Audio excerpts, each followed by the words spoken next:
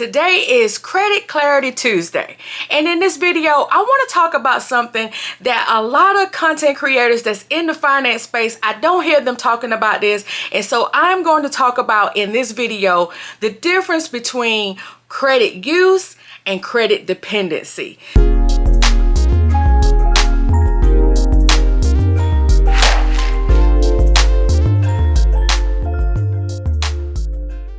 I want to welcome you back to the Starr Personal Finance channel. On this channel, I talk personal finance and everything else that's going to help us level up and get our bag. Happy New Year if this is your first time seeing me in 2026. And if this is your first time joining me, please consider being a subscriber. Make sure you guys are cutting on the notification. That way you never miss out on new content. And give this video a thumbs up if you feel like this information is valuable to you. And don't forget to comment and share all the things that help this video grow on YouTube. And I do appreciate all the love. Let's get into today's content.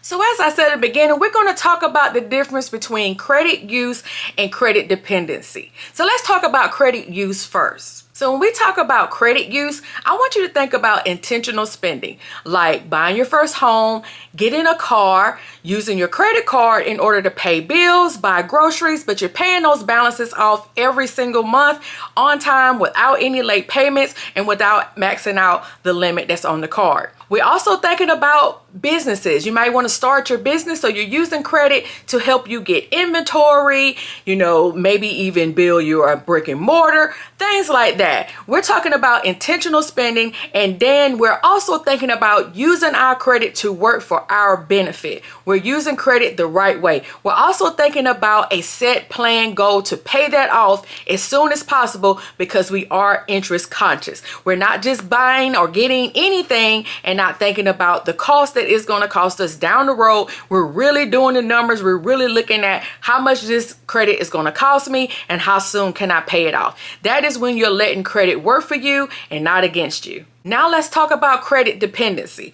Credit dependency is when you're using credit to bridge income gaps. Like that's a lot of things that's going on right now with our credit card debt being in the trillions for Americans right now. We are learning that a lot of people are using their credit card because of lack of income. When your minimum payments on your credit cards become a normal, it's just a normal habit that you do. And this is no judgment because I told you guys in previous videos that I only paid minimum payments for almost 20 years before I realized I was just throwing away money. And so that there's no judgment. But when you think that paying just the minimum payments on your credit cards or other bills, and that's all you do, you don't pay any more because you may not even have the extra to pay. And if you do have the extra, you end up turning back around and using said credit because you don't have the actual cash to do the things that you wanted to do.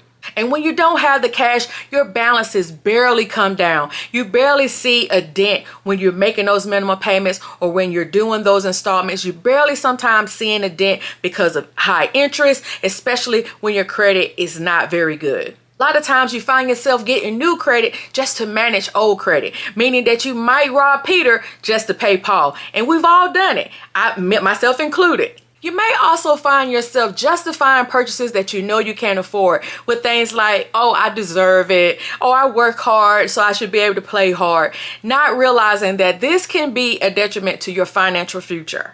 So when you're having to use credit cards or using buy now, pay later, different types of apps and those kind of things just to cover basic living expenses, these type of things can eventually catch up with you. And this is what we call credit dependency, when you're dependent on credit sources just to make ends meet. So I want you to know one thing, that this is not putting you down if you're in this type of situation. This isn't a character flaw or something wrong with you. This is when people are in survival mode. This is when people have either not learned basic financial literacy or they never really tried to seek those type of information. I think in this economy, I think it's way more heavy on a survival mode because there's a lot of things that are way more expensive than what we saw just 5 and 6 years ago than what they they are right now. And I think a lot of people are just giving up when it comes to getting higher pay, and also when it comes to being able to afford just some of our basic necessities.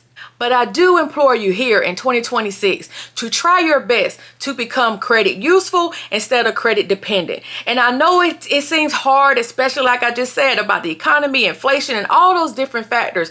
But there is some things that we can do and some steps that we can take to try to lessen what it is that we do have in credit so that we can start seeing us build our financial future and our financial freedom. One of the main things that you can do right here in 2026 to get a better hold on your finances, just to see exactly where your money is going from month to month, is to look at your expenses by tracking what you do. Look at your bank statement every month. Start tracking those expenses, seeing how much you spend in each category for food, clothing, entertainment, those things, housing, utilities, phones, entertainment, all those different categories that fit into your lifestyle. Write those down in something as simple as a notebook and see where a lot of your money is going to, because maybe you can pivot some of that money to go to other different areas that you really need more money in. If you do have loans in the buy now, pay later category, I would tell you to go ahead and try to pay those off as quickly as you can. And therefore, once you get those paid off, you can see that extra income that you now can count into your budget that you wasn't able to count because you had those small installments. One of my absolute favorite ways to get out of debt and to use our credit more responsibly is to start using the debt snowball method. That method allows you to pay one of your smallest bills, like your smallest credit card debt or your smallest buy now, pay later debt. You can pay that off first and then work your way up until your highest debt. I like that method because it gives you small wins along the way that help you with momentum and gives you the motivation to keep paying those debts off. It really does work. I used it to pay off $25,000 worth of credit card debt, and it's one of the best methods that you can use to pay off debts. Now, some people would like to do the avalanche method. It's where you pay off high interest debt first, debts that have the most highest interest rate. So I tell you to look at both of them and see which one works better for you. I like the snowball method because I like those small wins and it gave me the motivation to keep going, but you do whatever is best for your household and for your budget.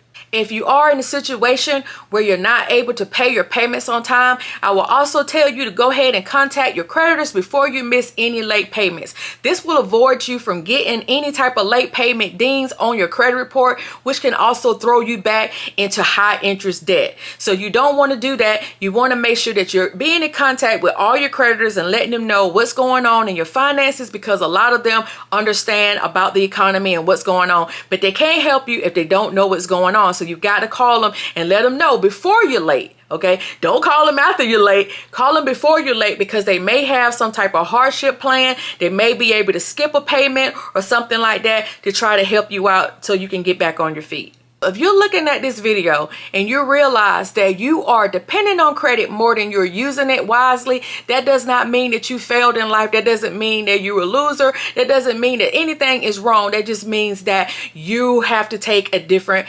turn. You just got to turn around and start looking more at awareness and what you can do to change things for your financial future. Let me know in the comments how you've been feeling lately since we came into 2026. Are you feeling like you're using credit the right way, or are you feeling a little credit dependent? Let me know in the comments. There's no judgment here. This is a judgment-free credit zone. I do appreciate you all tuning in to my very first Credit Clarity Tuesday, and I do appreciate all the love. Make sure that you check out the description box for anything that you need and how to contact me or be a part of my community. Thank you. And if you would like to continue with your credit journey, make sure that you check out the video that's on the screen.